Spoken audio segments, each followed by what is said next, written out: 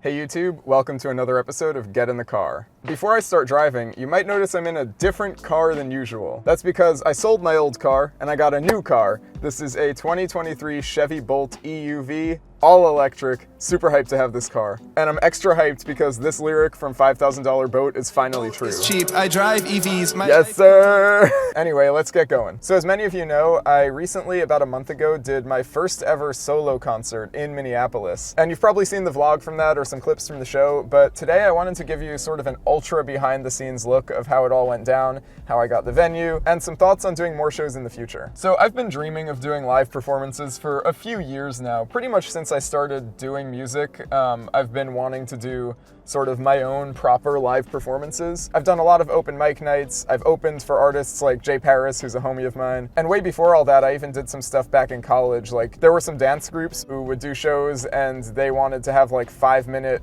performances in the middle from like other random people. So I rapped a few songs at things like that before. And I always loved all those performances. Like, you know, it's such a high being on stage for so many people who are all hyped. It always feels really good. People always really like it. Like, I've always gotten positive feedback doing shows. And so it's been a really long time dream of mine to do a show where I really have the final say in everything instead of, you know, just being part of a bigger show or something like that. So as you probably know, the Minneapolis show coincided with a big Rubik's Cube competition that was happening in Minneapolis, and I'm really involved in the cubing community, so that's how I knew I could pull a pretty big crowd. But this year wasn't the first year that I thought of doing this. Back in 2023, US Nationals for cubing was held in Pittsburgh, and I tried reaching out to the people organizing the competition to see if it would be possible to do a concert at the venue, one of the nights of the competition. And in the end, that ended up being a no, which I was pretty sad about. But in the end, looking back, it does make sense. You know, they have certain special events they want to do the nights of the competition, and usually they are explicitly cubing themed and not just like, you know, music or something like that. So it makes sense that they wouldn't want to do that, but I was still kind of disappointed that that didn't work out. So going into this year, I decided that I would take matters into my own hands and reach out to separate venues around the same time as the competition and see if I can, you know, sort of leech off the crowd of the competition to come to my concert. So I reached out to, I think, like 5 venues in Minneapolis. I pretty much just looked up like concert venues in Minneapolis and stuff like that and tried to find places that would be like potential options for you know, a small concert by a cuber. And almost all of these places totally ghosted me, never responded, never heard anything back from them. I do think if it wasn't just me reaching out, like if I had a guy, you know, if I had like a booking guy who was reaching out and asking this stuff, then maybe it would seem more professional and they probably would have gotten back to me. But I don't really have a team behind me. It's mostly just me at this point. So I was kind of stuck reaching out independently for now. But yeah, so all but one of these venues totally ghosted me, but one of them was actually pretty excited about the concept of doing a show for a bunch of cubers. And it was the Cedar Cultural Center. So this place in particular focuses a lot on doing like, you know, world culture type shows, like, you know, shows from cultures from all around the world, basically. And so I may be your average American dude, but one culture that they have never tapped into is the cubing culture. And I really leaned into that in my initial email. And they were down to let me rent out the venue to do a show. Now that's another thing that you might not have known. I did have to pay for the venue. Now, I made up for it with ticket sales, which was nice, but I barely made up for it with ticket sales, so I didn't really profit on this show. That said, we were able to work out a deal that seemed reasonable, and they didn't know this, but they were the only venue I really had access to, so, you know, I was happy to go forward with it. So after I had a venue confirmed, the main thing I was focused on was getting as many people to come to the show as possible. So if you came to the show and I know you personally, you probably got a Facebook message or an Instagram message from me. I spent a lot of time sending out a lot of messages to pretty much everybody I knew who would be in town for the competition to tell them about the show and, you know, tell them they should pull up. And I've seen this tends to be the case for a lot of artists around my size. The best way to get people to come to your show is to actually tell them personally. Like, you can do as much advertising as you want, you know, but like 10,000 views on TikTok still probably won't get you as many people as one personal message to one person.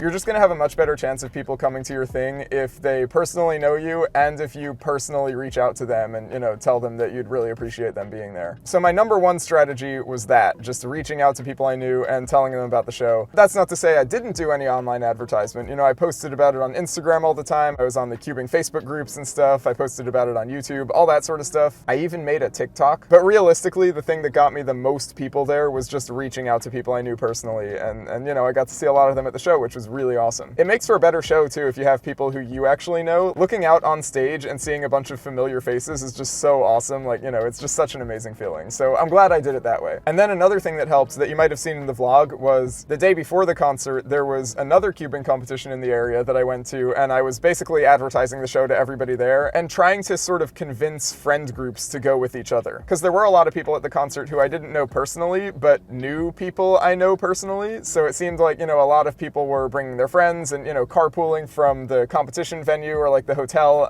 to the concert venue, which was really cool. So yeah, the advertising scheme for this concert was really just hardcore word of mouth vibes, and it worked out really well. I ended up selling 76 tickets in the end, including like at the door sales, which is like, you know, so amazing. Really happy I was able to get that many people at the show. It just, you know, such an honor to perform for a crowd that big. I will say though, in the early stages of selling tickets, I was kind of down on myself and really, you know, sort of lost some confidence early on. I think I had a sort of misguided idea that, you know, as soon as tickets go on sale, a lot of the people who are going will buy tickets, but that's just not how it works. I remember the first ticket sales update I got, which was about like a week after the tickets went on sale. I was expecting, like based on the number of people I had reached out to and stuff and sort of the amount of advertising I'd done, I was expecting to be around like, you know, 15 to 20 tickets already. And the number I got back was 8, which it kind of hurt. Since then, I've learned that that's usually how concerts go. People like to make last-minute decisions for things like this. Tickets went on sale like 3 or 4 months before the concert, and people just really don't buy tickets for stuff that early. You know, there were a couple people who did, obviously, but most people really waited out, and it's sort of that last month where you really get the biggest push. A month before the show, I'm pretty sure I was still in like the 30s as far as number of tickets sold, but to go from only like 30 tickets sold in the first 2 or 3 months to having 76 by the end, it really shows, you know, sort of the curve of how people buy tickets for things like this, you know. But yeah, it was admittedly kind of scary in the beginning, especially because, like I mentioned, I was hoping to make back the money I paid to rent the venue in ticket sales. And I'm not going to get into all the numbers here, but in the end, I barely made it back. So it really came down to the wire. I really thought I was going to be losing a fair bit of money on this concert, but in the end, it worked out, so that was pretty nice. Now, my hopes for the future. I'm really hoping to do another show in Seattle, which is where Worlds for Cubing is going to be next year. It'll be early July, so I'll probably start reaching out to venues early 2025. And my hope is that this time around, I won't need to do sort of the rental scheme, you know? I think with this Minneapolis concert, I've proven that, you know, when there are a bunch of cubers in town, I can pull a pretty good crowd, and I hope a Seattle venue would recognize that and, you know, maybe actually pay me to perform there. I have no regrets doing it the way I did it. Honestly, at this stage in my music career, you know, music is not my main source of income, so I'm kind of fine however it goes, you know, even if I do lose money on it, it's not the biggest deal.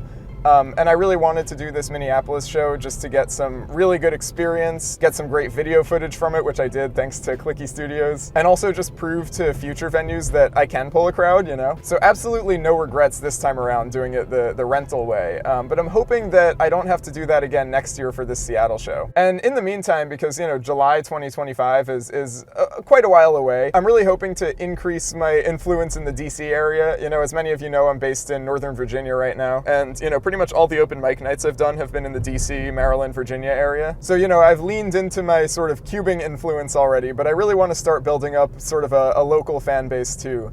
And I feel like the best way to do that is by doing some more shows in this area. I did have a pretty cool experience recently. I went to a show last week put on by this guy FN Wu and a bunch of his friends. It was at the Pie Shop in DC. It was a really dope show. All the artists were super cool. I got to meet and talk to a bunch of them, and the venue was really dope too. So I think I'm gonna reach out to that venue soon and see if, you know, they'd be interested in hosting me or maybe doing a similar like collaboration show like what those guys did. Maybe I'd even see if one of those same people wants to do a show with me, who knows? But that's sort of the next step from here, you know, just finding sort of small venues in DC that I feel like I can get a good crowd at. I'm still just shooting for small crowds at this point, you know, something like 20, 30 people, but it would be really awesome to start there and see if I can, you know, get it to keep growing. Trying to get a fan base for your music is not an easy thing, and I'm really happy that I had that boost from cubing, you know, having DG Cubes as a channel for such a long time has has really helped me, jumpstart my music career, which is really cool. But the hope is that I can take it even further than that. I'll still always love my cubing roots and always honor that, but it would be great to expand outside that too, as far as, people who come to my shows. But yeah, I've arrived at my destination, so question of the day: what's a show that you've been to recently that you really liked? For me, it's got to be that FN Wu show. It was really great, a bunch of cool rappers and R&B artists. It was super dope. And if it still counts as recently, I also got to give it to my show in Minneapolis. It was just, that was the time of my life. Absolutely loved it. So yeah, let me know in the comments a show that you've been to recently that you enjoyed. Doesn't have to be music, really any kind of thing you went to that you enjoyed. I'm curious to hear what it is. Anyway, that's it for this one. Thanks for watching. Keep an eye out for my next song that's dropping real soon, What Do You Want? And I'll see you in the next episode.